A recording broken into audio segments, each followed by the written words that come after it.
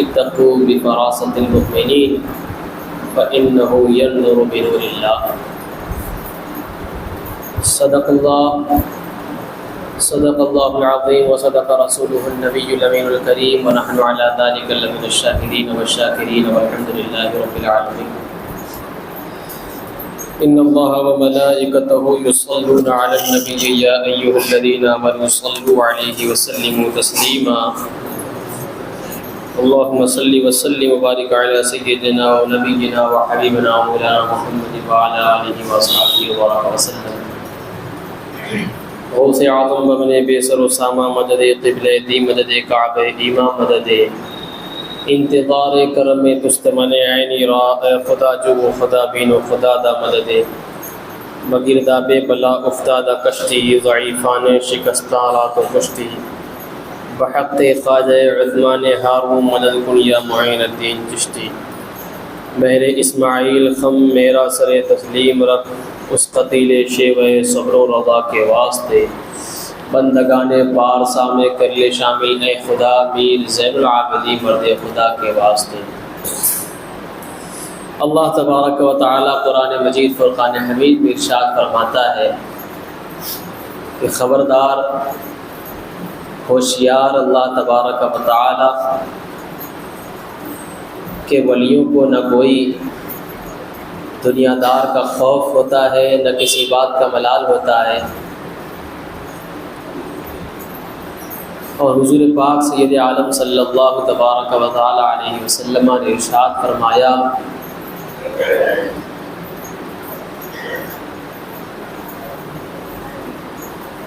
اولیاء اللہ نیک مرد صالح ان کی فراست سے ڈرو، ان کے دیکھنے سے ڈرو۔ اتقوا بفراست المؤمنین فإنہ ينظر بنور اللہ، اس لیے کہ اللہ والے وہ صرف تمہاری طرح ظاہری نگاہ سے نہیں بلکہ نور ایمان سے دیکھتے ہیں، اللہ تبارک و تعالیٰ کے نور سے دیکھتے ہیں۔ ہماری نگاہ ظاہر و باطن، ہماری نگاہ ظاہر و باہر پر ہوتی ہے، اور یا اللہ کی نگاہ ظاہر پر بھی ہوتی ہے باطن پر بھی ہوتی ہے۔ اور بغداد کے والی سلطان الاولیاء سرکار غوث اعظم آپ تو سلطان الاولیاء ٹھہرے، پھر آپ کی کیا بات ہے؟ آپ کی کیا بات ہے کہ آپ کے زمانے کے اولیاء اللہ نے آپ کا اعلان سنا تو آپ کے اعلان کو مانا، اور اس اعلان پر اپنا اظہار بھی کیا کہ یا غوث اعظم آپ کا قدم، آپ نے سچ فرمایا کہ آپ کا قدم تمام اولیاء کی گردن پر ہے۔ یہ آواز پہنچتے ہوئے خراسان کی پہاڑی میں بھی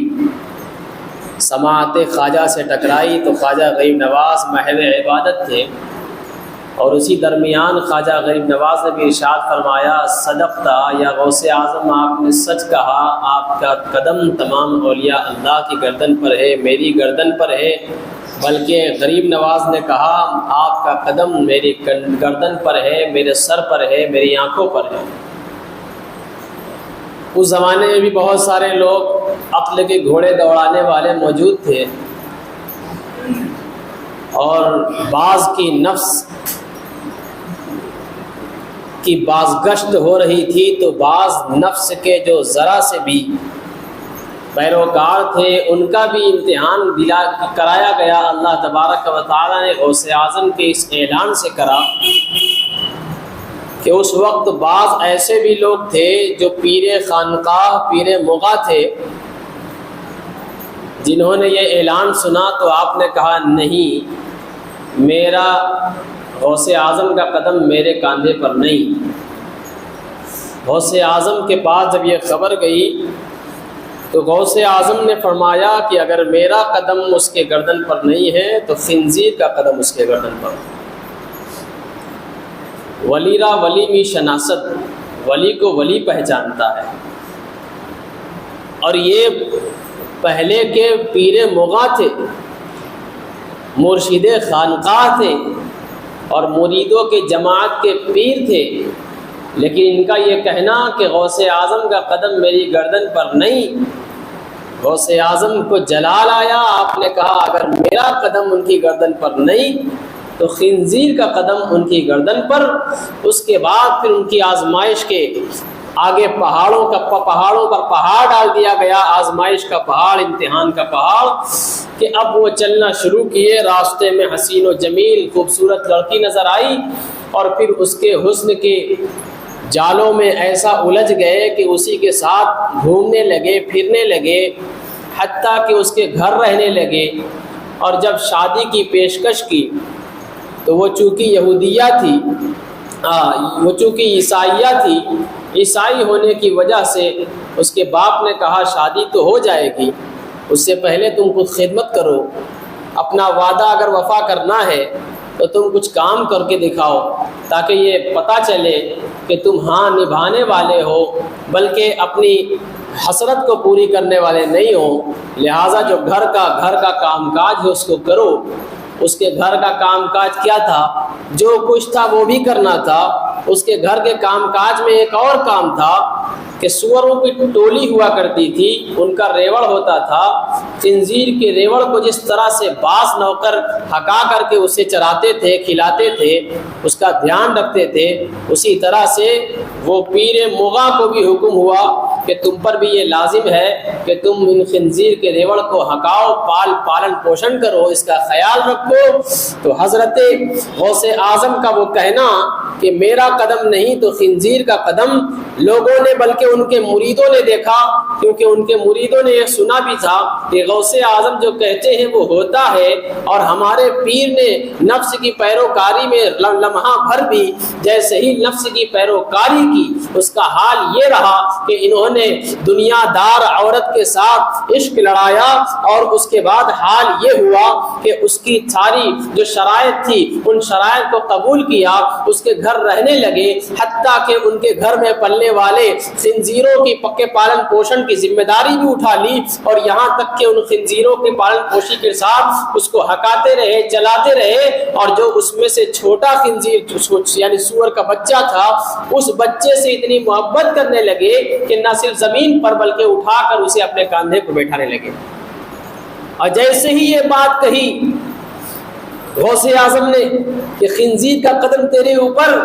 ان کے مریدوں نے یہی دیکھنا تھا کہ غوث اعظم نے کہا ہے خنزیر کا قدم تیرے اوپر، تو پھر یہ بات ہم دیکھیں گے بھی اور انہی سے فریاد بھی کریں گے۔ اپنے پیر کو دیکھ رہے ہیں کہ پیر بھاگتے چلے جا رہے ہیں، پیر سے بار بار عرض کرتے ہیں پیر صاحب واپس چلے آؤ، پیر صاحب واپس چلے آؤ، لیکن وہ بار بار کہتے ہیں کس طرف واپس چلا آؤں؟ کیا تم مجھے اس بات سے روکتے ہو؟ تمہیں نہیں معلوم پیر مغاں اپنی مغائی میں ہے، لیکن مریدوں کا حال یہ ہے وہ آخری لمحہ بھر یہی دیکھنا چاہتے تھے کہ غوث اعظم نے جو کہا تھا وہ ہوتا ہے یا نہیں۔ جب ریوڑ کے خنزیر کے ریوڑوں کے درمیان جو بچہ تھا، جب اسے اٹھا کر اس کے پیر نے اپنے کاندھے پر بٹھایا، اسی وقت وہ رونے لگے اور دل سے آوازاری کی، اور غوث پاک کی بارگاہ میں وہ مرید جا کے کہنے لگے غوث اعظم کرم فرما دیجئے، پیر بھاگ گیا ہے لیکن پیر پر اگر آپ نگاہ ڈال دیں گے ابھی وہ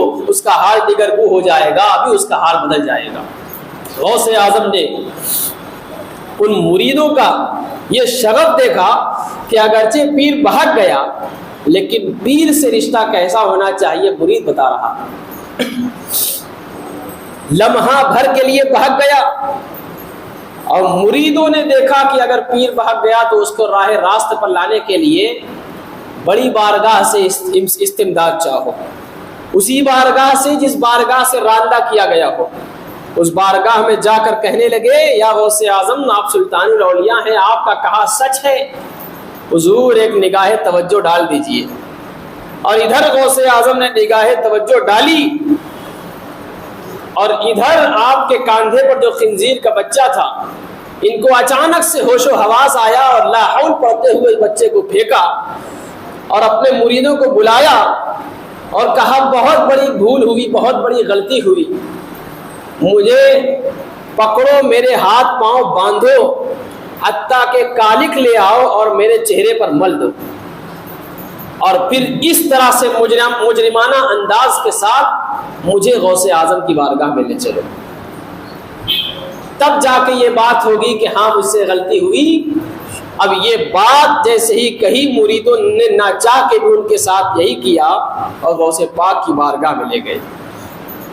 فرمایا کہ حضور آپ نے سچ کہا تھا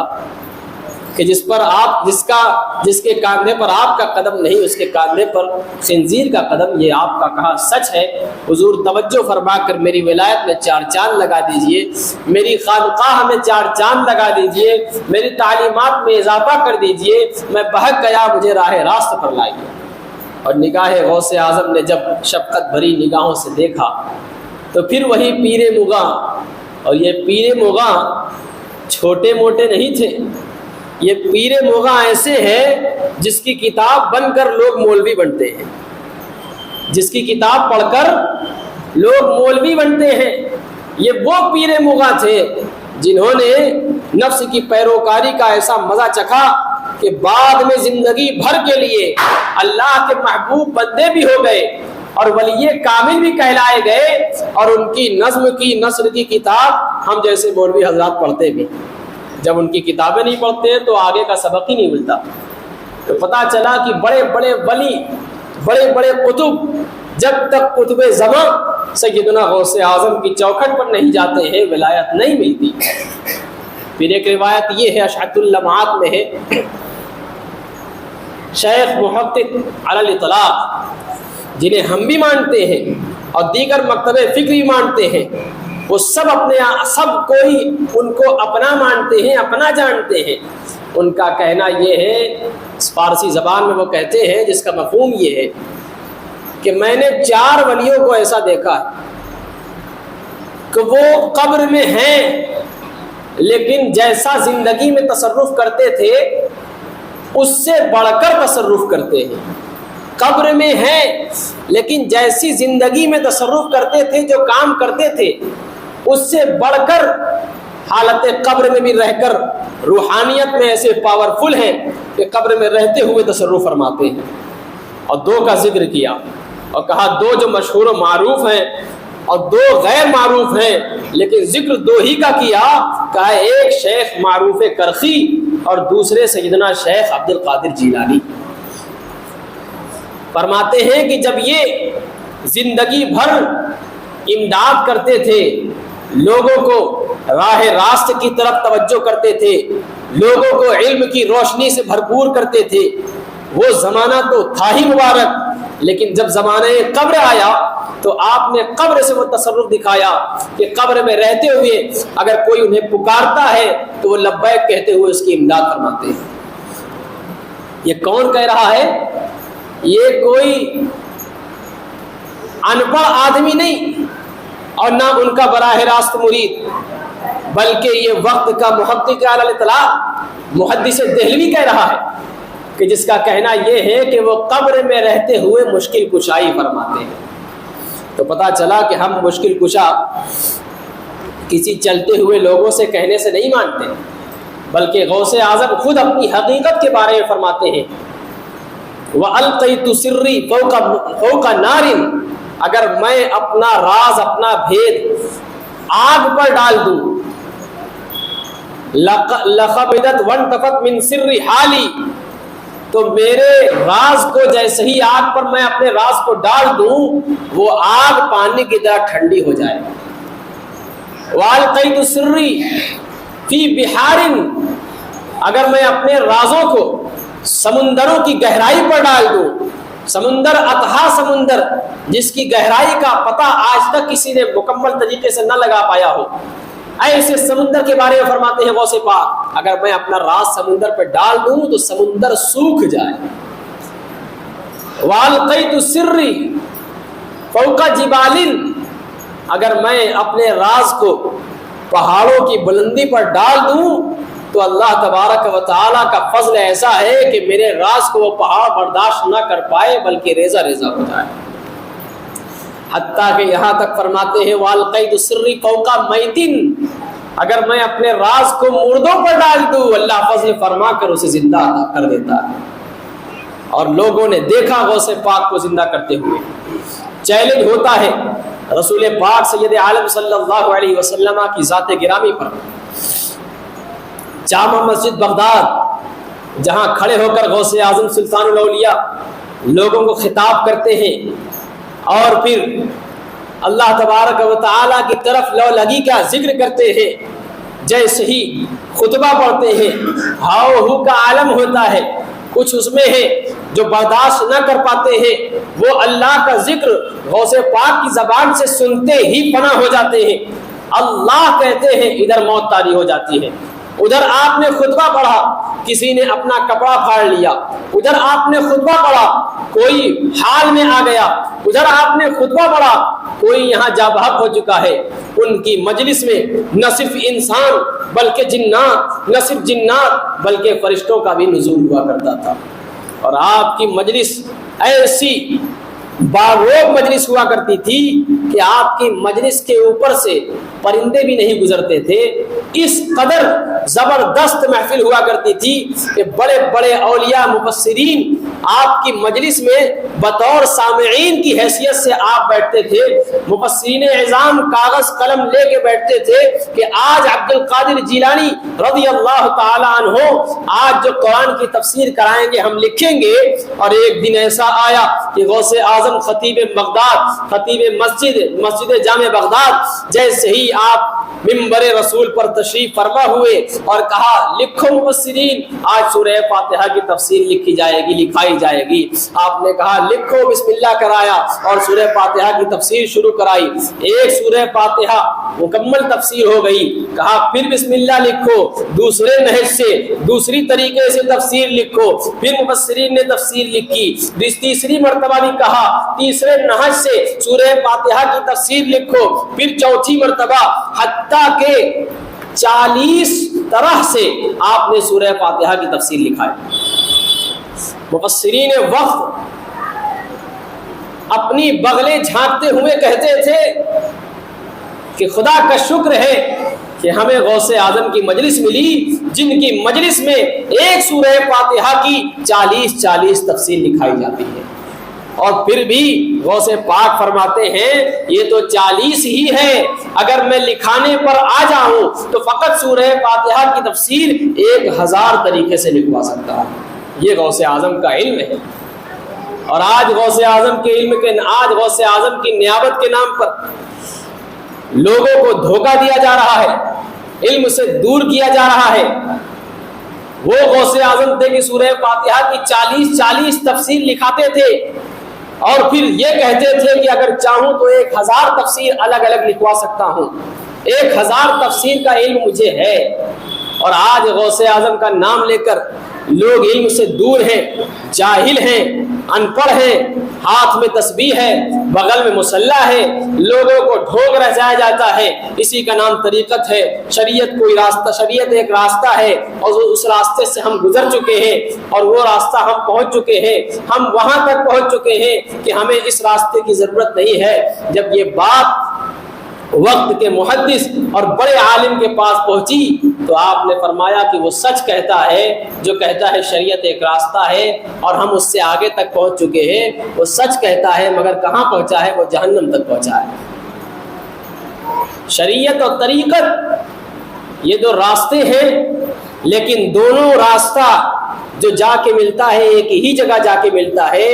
ان دو راستوں میں سے کسی ایک کو چنو گے تو کامل نہیں ہوگے۔ یہ ایسے ہی ہے کہ شریعت کہتی ہے کہ 5 وقت کی نماز فرض ہے، اور طریقت کہتی ہے کہ عشاء کی نماز کے بعد کھانا کھاؤ اور رات بھر مصلی پر نوافل ادا کرتے رہو، اس کا نام طریقت ہے۔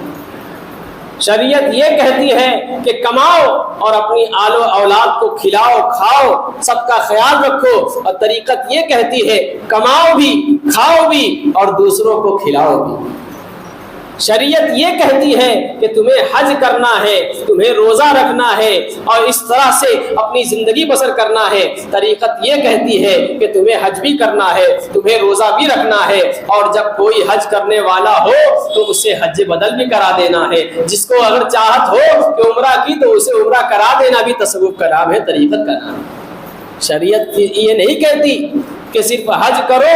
اور کام ہو گیا۔ شریعت یہ کہتی ہے کہ تم بھی کپڑا پہنو اور صدر ڈھانکو، اور یہ بھی ایک بات کہتی ہے طریقت کہ تمہارے اوپر لازم ہے کہ تم اپنے بدن کو چھپاؤ اور زیادہ سے زیادہ زینت اپناؤ، اس طور پر کہ شریعت نے کہا ہے وَأَمَّا بِنِعْمَةِ رَبِّكَ فَحَدِّثْ، اللہ کی نعمتوں کا اظہار کرو، اور طریقت یہ کہتی ہے اللہ کی نعمت کا اظہار کرو، ضرور کرو، اپنی ذات پر بھی کرو اور اپنی ذات سے زیادہ عوام الناس پر بھی کرو۔ اس کا نام ہے طریقت، اس کا نام ہے شریعت۔ لیکن یاد رکھنا اگر شریعت پر نہیں ہے تو طریقت کبھی نہیں مل سکتی، اگر شریعت پر نہیں ہے تو طریقت کبھی نہیں مل سکتی۔ اور جو لوگ کہتے ہیں کہ ہمیں طریقت کا راستہ مل چکا ہے لہٰذا ہمیں شریعت کی ضرورت نہیں ہے، یاد رکھنا ایسا کہنے والا گمراہ ہے، اور بلکہ اس کے منجر الی الکفر، یعنی اسے کفر پر مرنے کا اندیشہ ہے کہ شریعت میں فرائض آتے ہیں، شریعت میں فرائض آتے ہیں، اگر فرائض کا انکار کر دیا تو کافر ہو گیا۔ تو ایسے شخص سے دور رہو جو غوث اعظم کا نام بھی لے اور پھر ایسی باتیں بیان کرے جو شریعت اسلامیہ سے ٹکراؤ ہو، جس کی ٹکر شریعت اسلامیہ سے ہو، مسائل دینیہ سے ہو، اصولیات اہل سنت سے ہو، مسلمات دینی سے ہو، ان ساری چیزوں سے جس کی بات ٹکرائے وہ پیر نہیں ہو سکتا، شیطان ہوگا۔ اب غوث اعظم ان کی محفل میں ایک نہ صرف مسلمان بلکہ یہودی بھی آتے تھے، اور یہودی نے سنا کہ غوث اعظم نے کہا علماء امتی کا انبیاء بنی اسرائیل، میرے نانا حضور صلی اللہ علیہ وسلم نے ارشاد فرمایا کہ میری امت کے علماء انبیاء بنی اسرائیل کی طرح ہیں، جد و جہد میں، مشقت میں، تبلیغ میں۔ تو جب سننے والے نے سنا کہ آپ کے علماء، آپ کی امت کے علماء انبیاء بنی اسرائیل کی طرح یعنی ہمارے نبیوں کی طرح ہیں، مشقت میں، تبلیغ میں، حالانکہ ہمارے نبیوں کا حال یہ تھا کہ وہ مردوں کو زندہ کیا کرتے تھے، کیا آپ کے علماء، آپ کے نانا حضور کی امت کے علماء میں یہ دمخم ہے کہ وہ مردے زندہ کریں؟ تو آپ نے کہا بات آئی رسول پاک سید عالم صلی اللہ علیہ وسلم کے سچے فرمان کی، اگر اسے ثابت نہ کیا جائے تو یہودی کہتا ہے، عیسائی کہتا ہے یہ جھوٹی بات ہے کہ میری امت کے علماء انبیاء بنی اسرائیل کی طرح ہیں، اور انبیاء بنی اسرائیل کوڑوں کو ہاتھ پھیر کر شفایاب کر دیتے تھے، اندھوں کو، مادرزاد نابینا کو ہاتھ پھیر کر آنکھیں نصیب کر دیتے تھے، اور مردوں کو زندہ کرتے تھے۔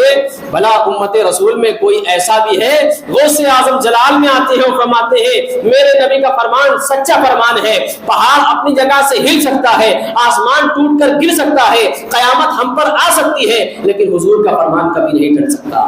تو کہا پھر دکھاؤ، عیسائی کہنے لگا دکھاؤ، کہا کہاں دکھاؤ؟ قبرستان لے گیا، چالاکی خرچی، ایسی چپٹی زمین پر اشارہ کیا کہ یہاں میرا مردہ ہے، اس مردے کو زندہ کر کے دکھاؤ۔ تو کہا کیسا؟ جیسا کرتا تھا اس کے ساتھ یا یوں ہی؟ کہا جو کرتا تھا اسی کے ساتھ۔ کہا تیرے نبی، میرے نبی جناب عیسیٰ علیہ السلام کیا کہہ کے زندہ کرتے تھے؟ کہا کم باذن اللہ۔ کہا ٹھیک ہے۔ غوث اعظم نے وہاں کم کہہ کر کے زندہ کر دیا۔ تو یہ زندگی دینا اور اس مردے کا قبر پھاڑ کے آنا، یہ اس بات کا اظہار نہیں تھا کہ غوث اعظم کو اتنا پاورفل اللہ نے بنایا ہے، بلکہ غوث اعظم کا وہ جلال کہ اس نے رسول پاک سید عالم صلی اللہ علیہ وسلم کے فرمان پر انگلی اٹھائی ہے، میں اس بات کو کر کے دکھاتا ہوں۔ اور اللہ کا فضل ان پر ایسا تھا کہ وہ مردوں کو زندہ کرتے تھے۔ آپ نے کم کہا اور مردہ دفلی بجاتے ہوئے سامنے آ گیا اور پوچھتا ہے غوث اعظم کیا قیامت آ گئی؟ بعثت کا دن ہے، واپس اٹھنے کا دن ہے؟ غوث اعظم نے کہا نہیں نہیں، ایک امتحان کا دن تھا، سو جا جس طرح سے سویا تھا۔ وہ مسلمان ہوا۔ اسی طرح سے معراج رسول صلی اللہ علیہ وسلم پر جب یہودی نے اعتراض کیا کہ ایک انسان مکے میں ہو اور پھر وہاں سے فرشتہ آئے، نوری فرشتہ اپنی پلکوں سے آپ کے رسول صلی اللہ علیہ وسلم کے قدموں کو بوسہ دے اور پھر اللہ تبارک و تعالیٰ کا پیغام دے کر لمحے بھر میں، ہزاروں ہزار سال لمبا عرصہ میں جو سفر طے ہوتا ہے،